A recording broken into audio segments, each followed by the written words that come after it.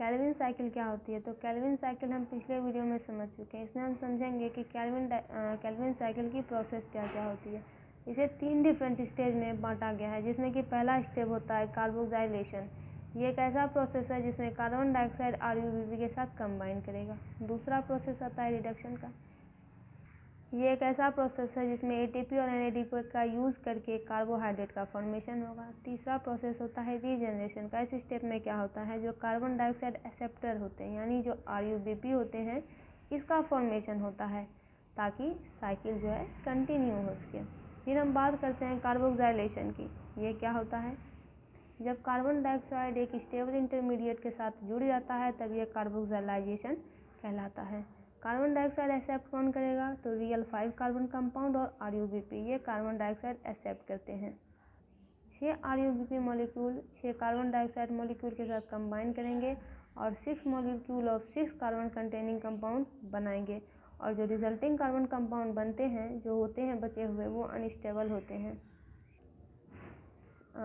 6 carbon compound के जो 6 molecule होते हैं वो तुरंत डिकम्पोज हो जाते हैं। डिकम्पोज होके ये 3-फॉस्फोग्लाइसेरिक एसिड के 12 मॉलिक्यूल बना लेते हैं।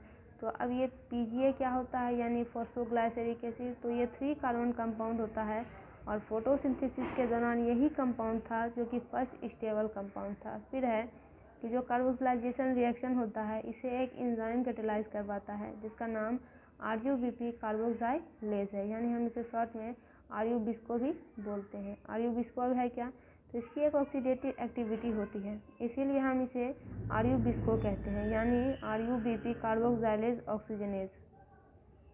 इसकी ऑक्सीडेटिव एक्टिविटी के कारण ही क्या होता है, ये कार्बन डाइऑक्साइड के साथ compete कर पाता है ताकि वो RuBP के साथ बेंड कर जाए।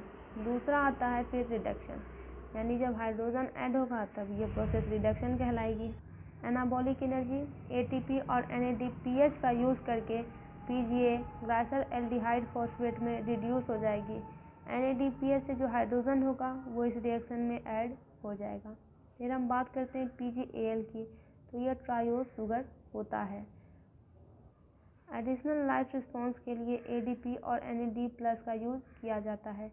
यह स्टेज ऑफ ग्लाइकोलाइसिस रिएक्शन को चेंज करने का काम करते हैं। इस केस में क्या होता है, जो रिड्यूस्ड पावर होते हैं वो NADPH